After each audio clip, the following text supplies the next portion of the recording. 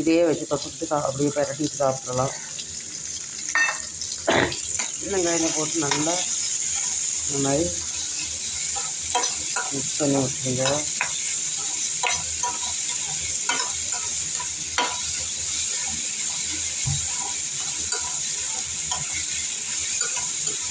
தக்காளியெல்லாம் ஒன்றும் சேர்க்கக்கூடாது.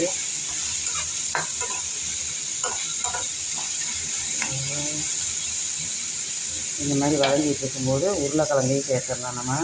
அப்போ தான் ரெண்டும் சேர்ந்து நல்லா வதங்கி வரும். இன்னும் 4 உருளைக்கிழங்கு இதையும் சேர்த்துறேன்.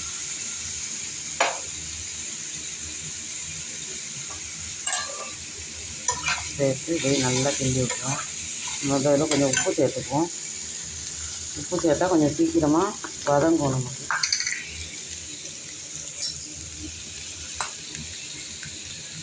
பாருங்கள், 1 ஸ்பூன் உப்பு சேர்த்துக்கிட்டேன்.